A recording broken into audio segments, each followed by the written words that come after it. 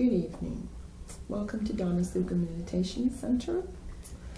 This evening, Bhante Vimalaramsi will be giving the Dharma talk on Majjhima Nikaya number 106, the Āneñjasappāya Sutta, the way to the imperturbable.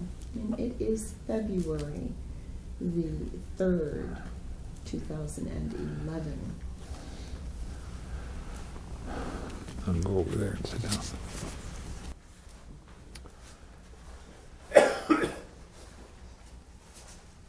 Thus have I heard on one occasion the Blessed One was living in the Kuru country, where there is a town of the Kurus named Kasasadama. There the Blessed One addressed the monks thus. Monks, venerable sir, they replied, the Blessed One said this. Monks, sensual pleasures are impermanent, hollow, false, deceptive. They are illusory, the prattle of fools. Sensual pleasures here and now, and sensual pleasures in lives to come. Sensual perceptions here and now, and sensual perceptions in lives to come. Both alike are Mara's realm, Mara's domain, Mara's bait, Mara's hunting ground. On account of them, these evil, unwholesome states such as covetousness, ill will, and presumption arise. They constitute an obstruction to the noble disciple in training here. Here, monks, a noble disciple considers thus: sensual pleasures here and now, sensual pleasure in lives to come. Sensual perceptions here and now, and sensual perceptions in lives to come.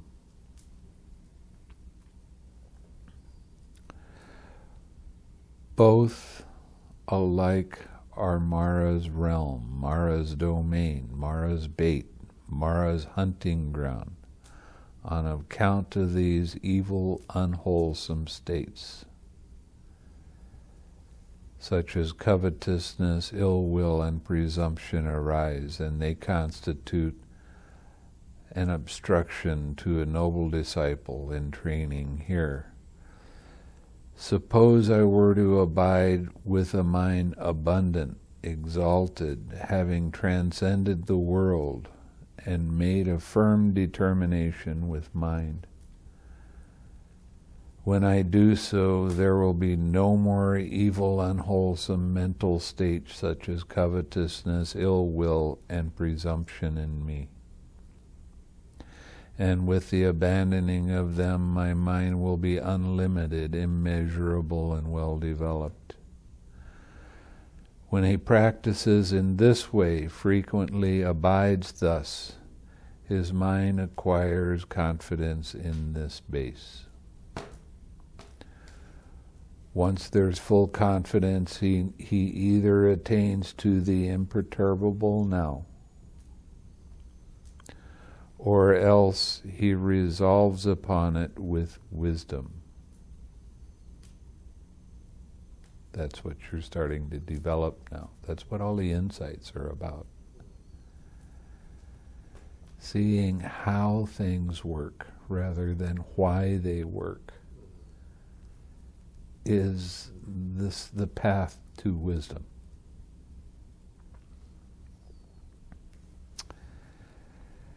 On the dissolution of the body,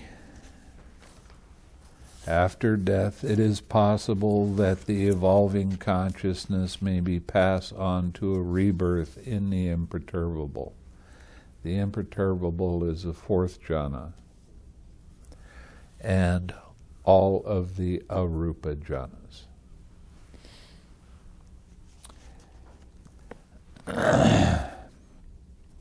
If you only get to the fourth jhana in this lifetime, when you are reborn, you'll be reborn in a Brahmaloka. And this particular Brahmaloka lasts for 500 mahakapas. I thought you would ask that. And Āneñjasappāya is one Āneñjasappāya is from the start of the expansion of the universe until it stops. One Āneñjasappāya, it stops. One Āneñjasappāya, it contracts. One Āneñjasappāya, it stops. And Āneñjasappāya is 10 with 160 zeros behind it. That's how many years one Āneñjasappāya is. 4 Āneñjasappāyas make up one Mahakapa. Multiply that times 500. Why are you there so long? Because it's just the blink of an eye. Why? Oh, well.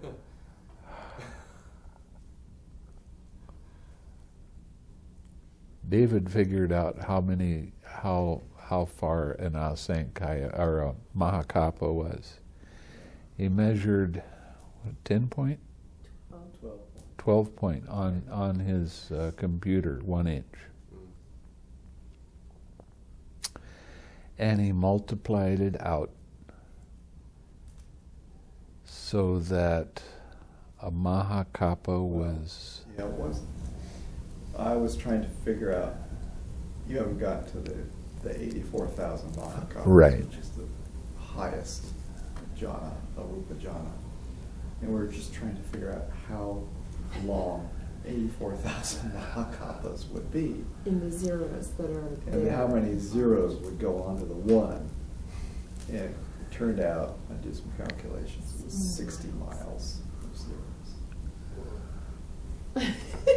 60 miles of zeros? Yeah. That's how many years it would be. Then 1 inch. Yeah, this is a trillion years right here, pretty much a thought like that. So just think about 60 miles. Or don't. It's a long time. It's a pleasurable realm. Can you get to Nibbāna in that realm, or? A loaded question. We all ask it. It's interesting when you talked about that before, because you said when you get to one of these really pleasurable realms, then it's a trick because you're going to want to enjoy the pleasure. And so the question is, will you stop enjoying the pleasure and sit down and start doing meditation to get to... Well, when you're in the Mahakapa realms, you have, like, this is a gross material body. The Devaloka is a fine material body. The Brahmaloka is a finer material body. In the Devaloka, you have to eat every day. When you get into the Brahmaloka, your sustenance for your finest material body is joy. So you wind up sitting. But it's the kind of sitting that you do. That's the tricky part. So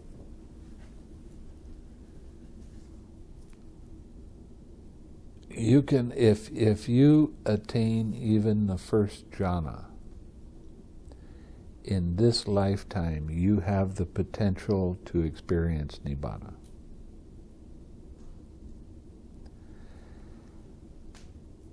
It can happen at any time. Okay, when you can be in the first jhana or the fourth jhana, or it can happen at any time. It's just when your mind becomes purified enough that the cessation of perception, feeling, and consciousness arises. Then when you come out of that, you see the links of dependent origination, you understand them, and you attain Nibbāna. So that's why it's kind of a loaded question. There are people that attain Nibbāna even in the Devalokas. A lot of them attained Nibbāna during the time of the Buddha. But the Buddha was only around for 80 years. Think about that if you're in a realm where you're there for 500 Mahakapas. I mean, there can be a lot of Buddhas that appear and disappear, and you'd never know it because it happened so fast to you.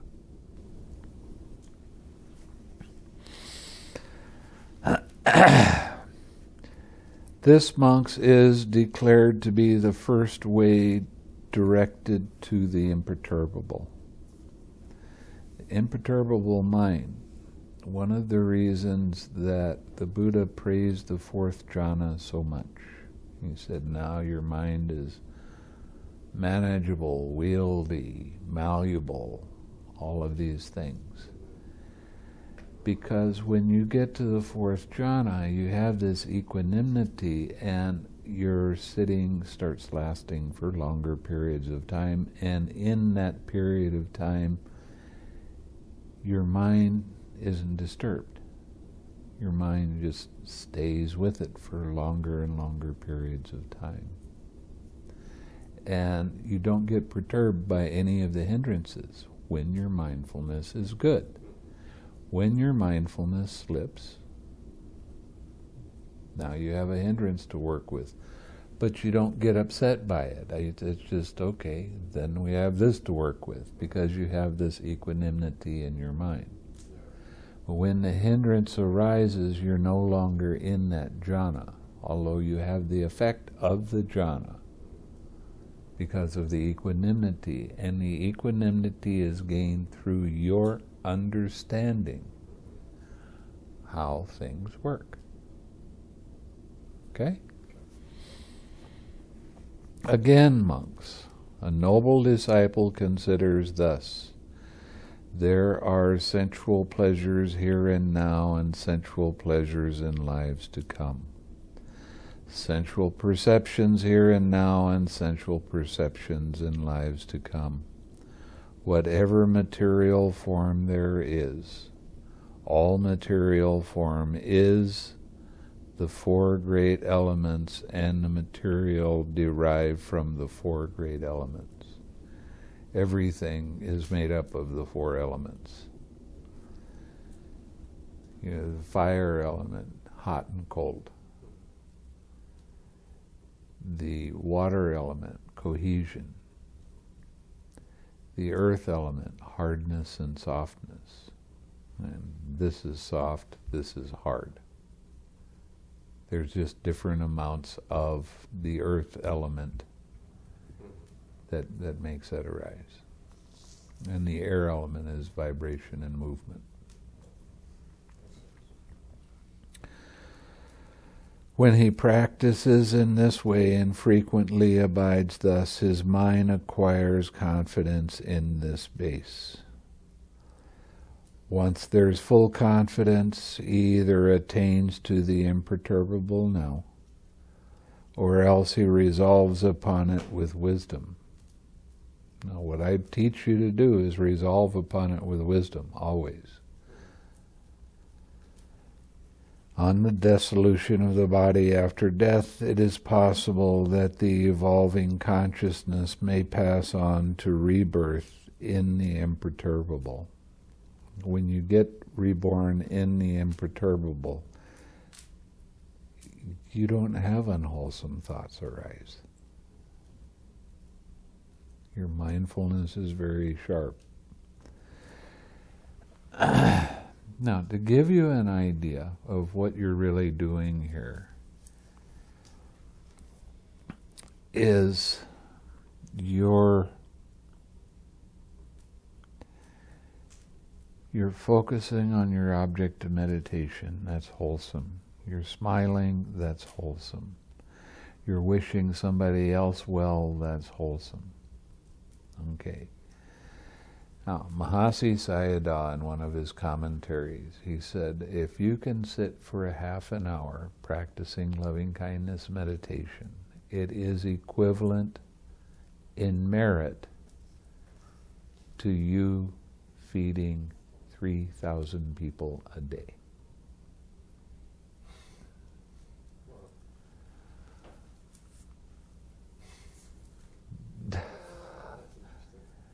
So that's a half an hour.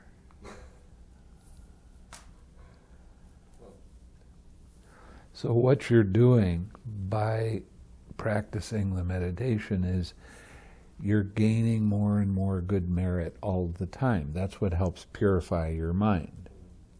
And then you start pointing it towards Nibbāna. But you don't think about it. You don't long for it. You don't want it to happen right now. But you keep on working because this gets so fun and it gets so interesting. So it really, you're making a lot of very good merit by doing that. That's why if you died right now, you would be reborn in a Brahmaloka. Because of the good merit of going through each of the jhanas that you've gone through.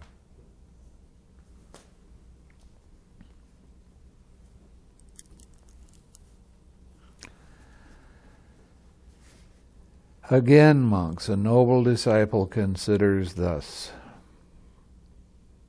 sensual pleasures here and now and sensual pleasures in lives to come. Sensual perceptions here and now and sensual perception in lives to come. Material forms here and now and material form in lives to come. Perception of forms here and now and perception of forms in lives to come. What is the perception of forms?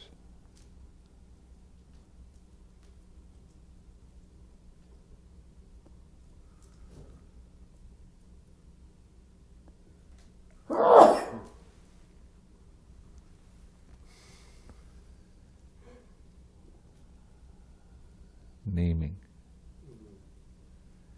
You should know that one real well, because that's what you do. Oh yeah. It's getting better though. Doing it less and less. Both alike are impermanent. What is impermanent is not worth delighting in, not worth welcoming, not worth holding to. When he practices in this way and frequently abides thus, his mind acquires confidence in that base. Once there's full confidence, he either attains to the imperturbable now, or else he resolves upon it with wisdom. On the dissolution of the body after death, it is possible that the evolving consciousness may pass on to a rebirth in the imperturbable. This, monks, is declared to be the third way directed to the imperturbable. Now we go to the base of nothingness. Again, monk, a noble disciple considers thus: sensual pleasures here and now and sensual pleasures in lives to come. Sensual perceptions here and now and sensual perception in lives to come. Material form here and now and material forms in lives to come. Perception of forms, excuse me, hiccup.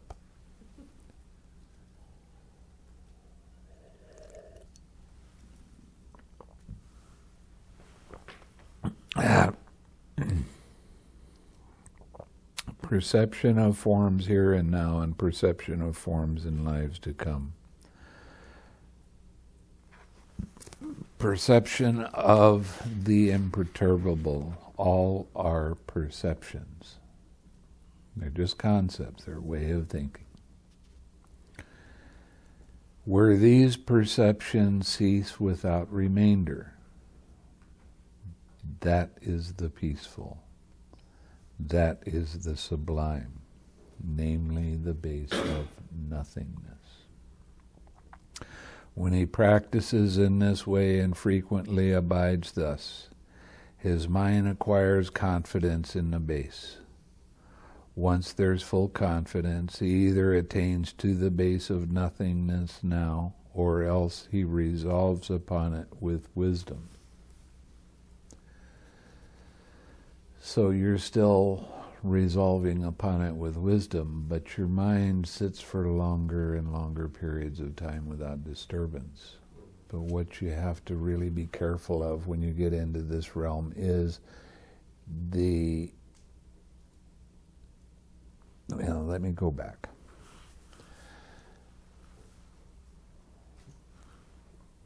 When you get to the fourth jhana, you practice loving kindness. The loving kindness turns into compassion, and you radiate the compassionate feeling. After a while, you go deeper, and then you have joy arise. After a while, you get deeper, and you have equanimity. Now, this is strong equanimity, very strong. The equanimity you experience in in nothingness is quite strong. So you have loving kindness is the fourth jhana, infinite space, infinite consciousness, nothingness. So that's compassion, joy, and equanimity.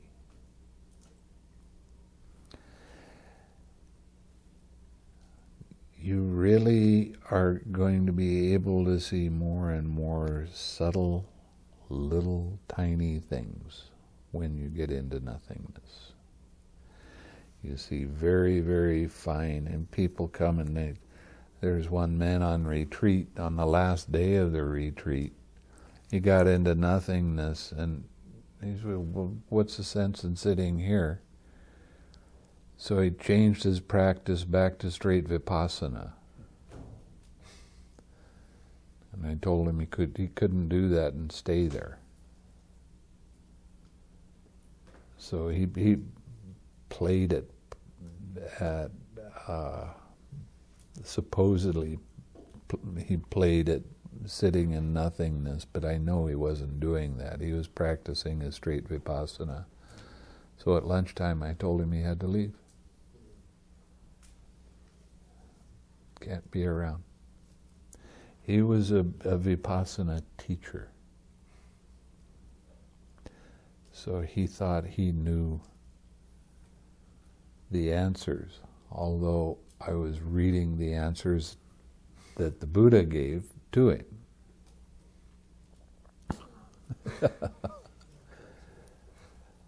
Well, one of the things that you run across, or that I run across, is even though they hear the Buddha's words, they don't believe it, because they've been practicing the other way, and they know darn good and well that's the way, because everybody else told them that's the way. And then when we come along and find out what the Buddha said, and you find out it's not the way, they're attached. So they just continue. I can relate to that. Yeah. Even though it's not vipassana, there's plenty of attachment. Well, yeah. Ways of thinking and doing things. Yeah, and this particular meditation is going to show you that what you thought was true is not necessarily right.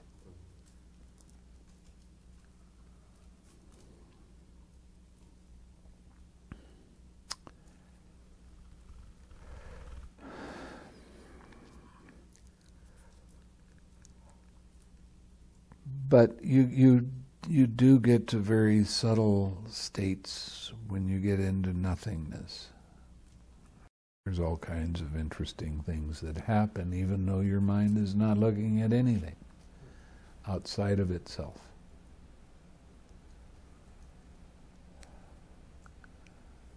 I had one lady come up to me. She experienced it for the first time. She came up to me and she said, I felt like I was a fool sitting there and there was nothing. I said, yeah. Continue on, everything is going along well.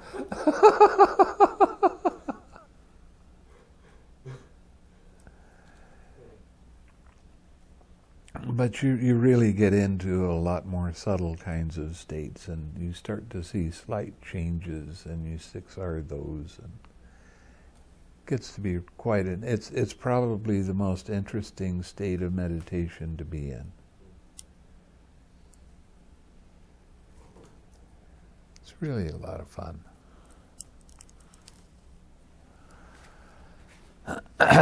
This, monks, is declared to be the first way directed to the base of nothingness. Again, monks, a noble disciple gone to the forest or to the root of a tree or an empty hut considers thus: this is void of self, or of what belongs to self. When he practices in this way frequently and abides thus, his mind acquires confidence in this base.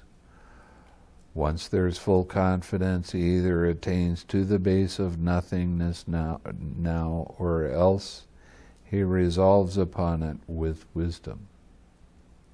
Now, the way I teach you from the very beginning about dependent origination. I'm teaching you the wisdom of being able to see things as process, not taking them personally.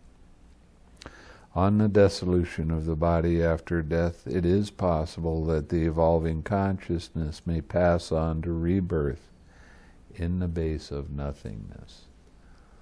Rebirth in the base of nothingness lasts for 60,000 mahakapas. Just a little while. But you have to understand, this is a pleasant abiding. Your mind is, you've gained a huge amount of merit. But eventually, that merit burns out. It takes a long time, but it burns out, and you'll stop being in that realm. You'll be reborn in a lower realm, like in a Brahmaloka. Then you might be reborn in a Devaloka. Then you might be reborn in a hell realm, depending on your karma.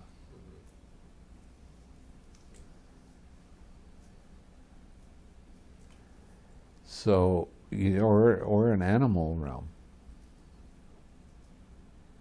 You never know. That's called the wheel of samsara. It keeps rolling and rolling and rolling. Yeah, it really lasts for a long time. Okay, so lasts for a long time. That's fine. We've all been to the highest Brahmalokas and the lowest hell realms for long periods of time. That's what the Buddha saw. That's one of the advantages of seeing your past lifetimes, because you see many past lifetimes. I mean, the Buddha saw many expansions and contractions of the universe. And what he did to get to where he was.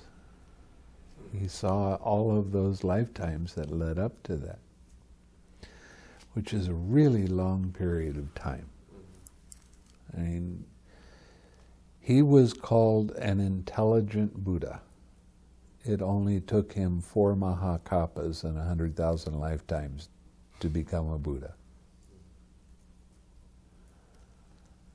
Now, 4 mahakapas is fairly long stretch of time.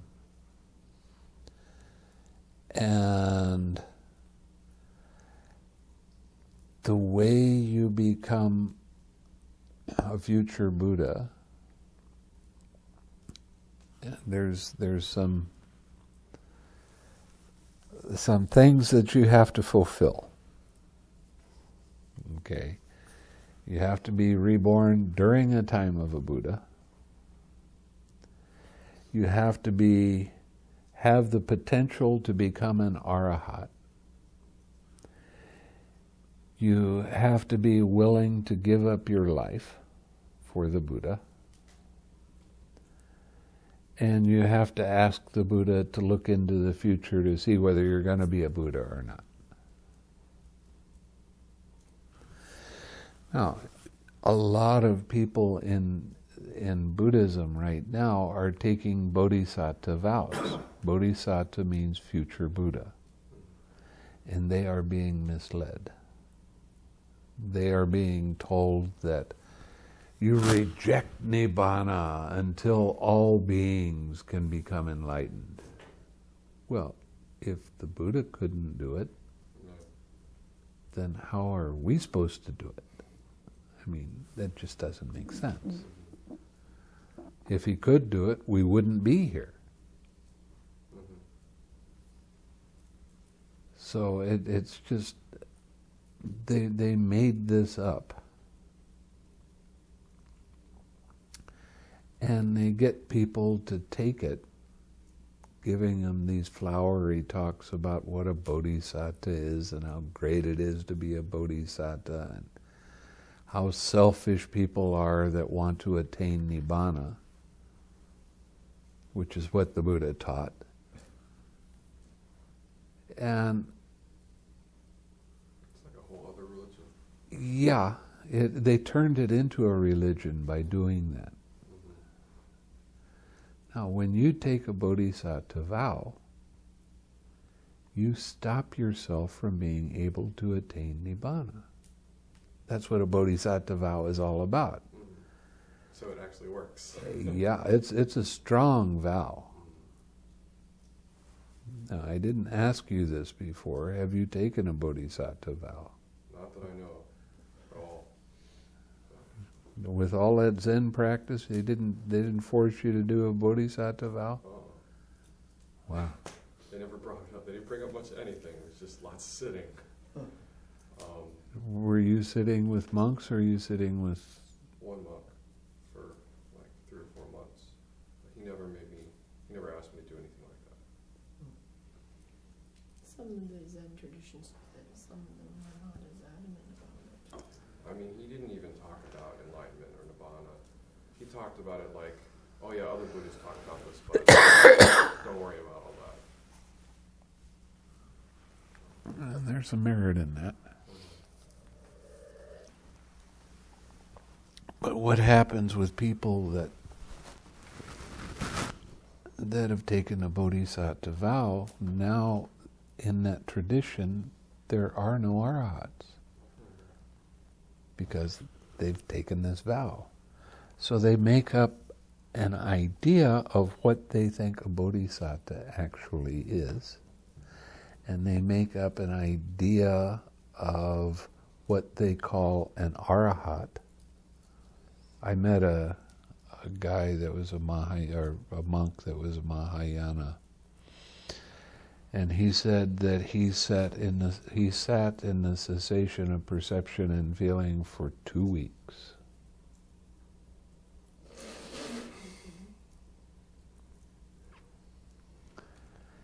And he became enlightened.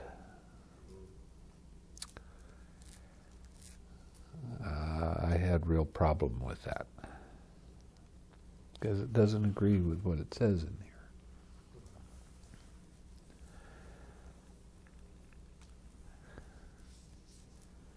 And there's a lot of claims. I spent 12 years looking for an arahat. Didn't find one that I know of. As I understand it, there are still a few around. But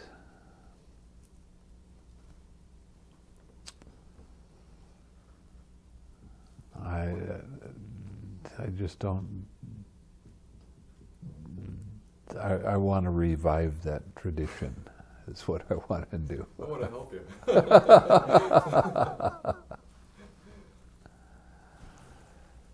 So, but people that just take a bodhisattva vow now,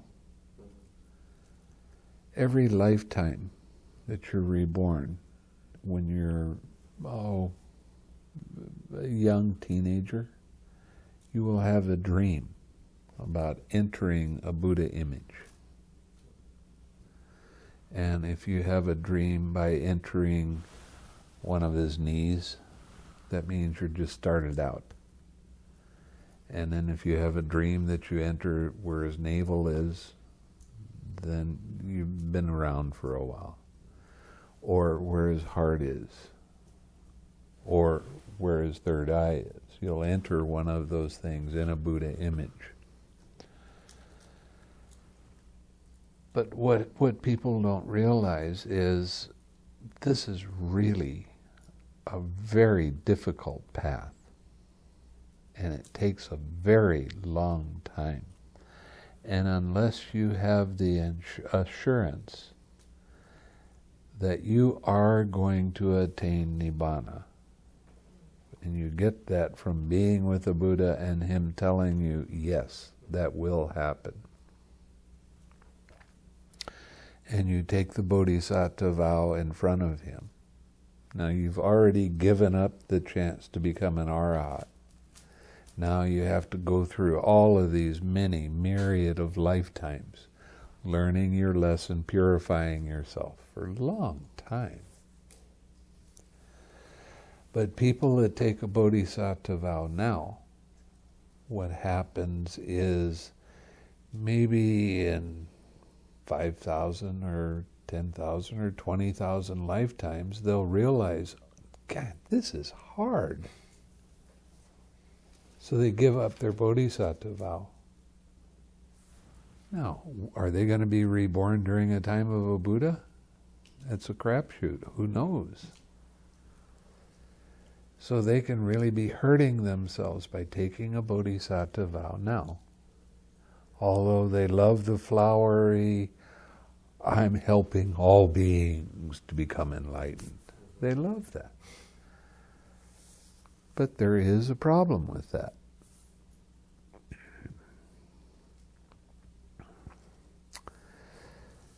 What if you took one before and you don't know? Well, then I will show you how to untake it, how to let that vow go.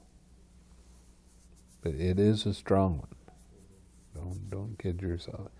Anytime you take a vow, people these days, any time they make a vow, they go, it doesn't mean that much. It's just something we do on Saturday. Yeah. That's what the one guy said to me.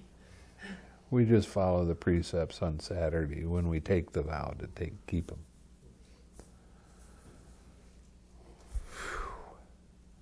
They're really hurting themselves a lot. Anyway, I don't know how I got into bodhisattvas, but again, monks, a noble disciple considers thus, I'm not anything belonging to anyone anywhere, nor is there anything belonging to me in anyone anywhere. When he practices in this way and frequently abides thus, his mind acquires confidence in this base.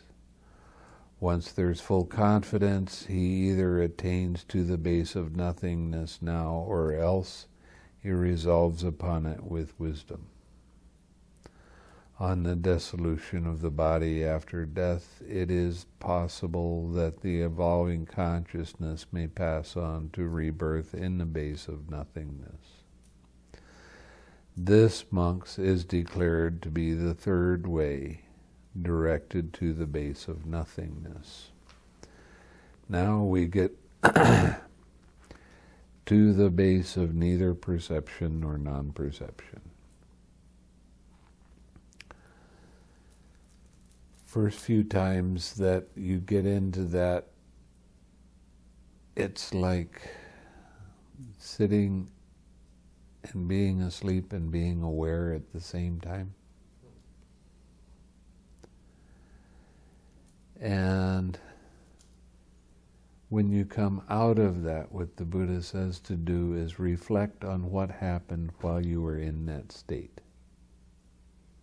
And 6 are everything that you saw while you were in that state.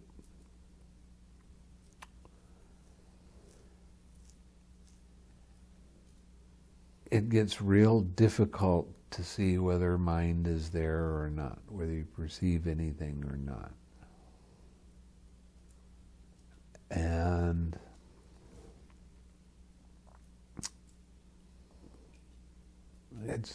this is described this way in one of the commentaries. 2 monks are walking along. The senior monk always walks in front.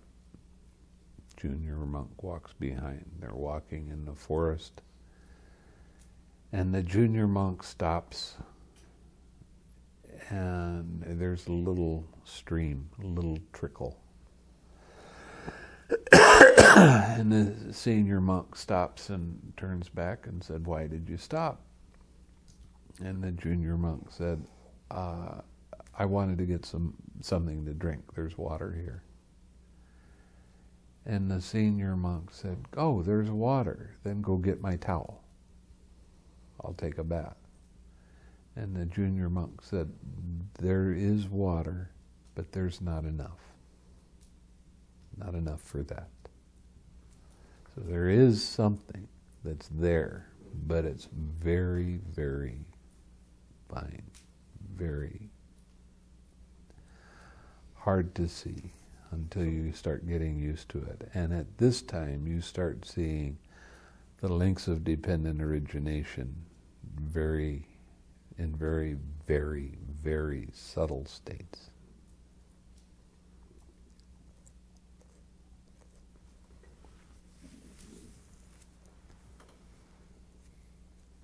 Okay?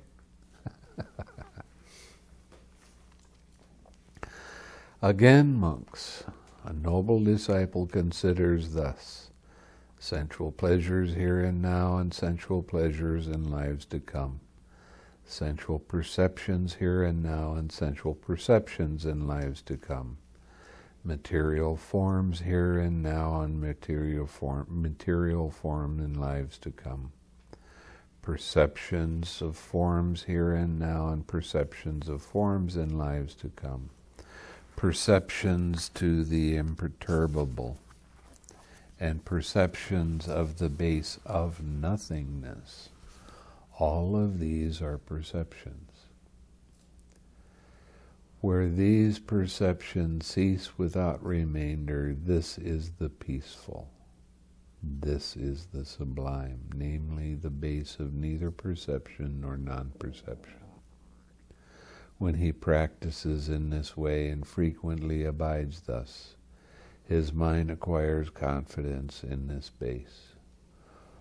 Once there's full confidence, he either attains to the base of neither perception nor non-perception now, or else he resolves upon it with wisdom. On the dissolution of the body after death, it is possible that the evolving consciousness may pass on to rebirth in the base of neither perception nor non-perception. That's the 84,000 Mahakapas. This, monks, is declared to be the way directed to the base of neither perception nor non-perception. When this was said, the Venerable Ananda said to the Blessed One, "Venerable Sir, here a monk is practicing thus. It might not be mine. It will not be, and it will not be mine. What exists, what has come to be, that I am abandoning." Thus he obtains equanimity. Venerable Sir, does such a monk attain Nibbāna? One monk, Ananda, might attain Nibbāna. Another monk might not attain Nibbāna. What is the cause and reason, sir, why one monk here might attain Nibbāna, while another monk here might not attain Nibbāna? Here, Ananda, a monk is practicing thus. It might not be, and it might not be mine. It will not be, and it will not be mine. What exists, what has come to be, that I am abandoning.